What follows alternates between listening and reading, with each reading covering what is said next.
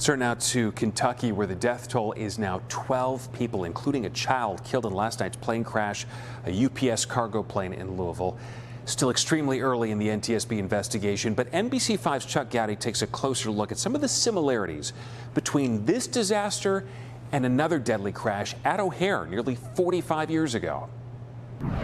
The MD-11 cargo jet and its passenger predecessor, the DC-10, have both faced a trail of trouble spanning decades. The three-engine jetliners have been plagued by maintenance and mechanical concerns, control issues, crashes, and other accidents.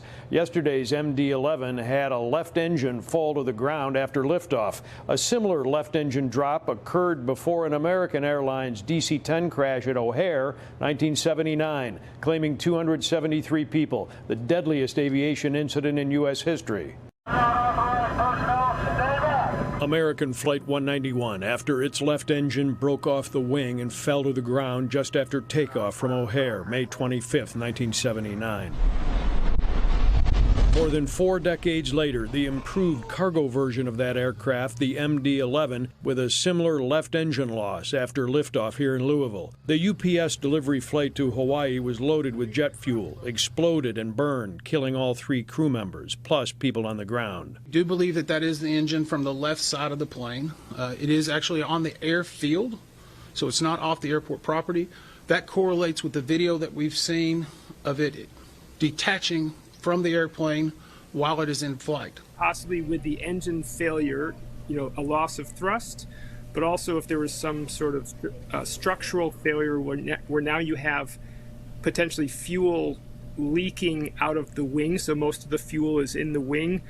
Potentially now there's what we call a balance problem. Lewis University aviation professor Eric Baker tonight says federal air safety investigators will look at maintenance leading up to the Louisville crash. Authorities determined the 1979 fatal crash at O'Hare was caused by lax maintenance that allowed the left engine to break from its wing housing and fall to the ground during the early climb out. Sounds very similar, and the first thing that you would think would happen is this sounds like a maintenance review that we would need to look at. NTSB investigators tonight say they are assembling teams to look at all possibilities, but the broken away left engine is the first focus and the most obvious problem because it landed on the airfield. Between UPS and FedEx, there are nearly 100 of these MD-11 cargo jets being flown, but with most of them 30 years old or greater, there has been a slow effort underway to retire and replace them. Looking at the inspection cycle, looking at the age of the aircraft, looking at the engines, that's already happening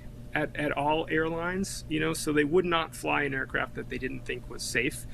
And I think that in our country we have an amazing safety record that is being challenged right now.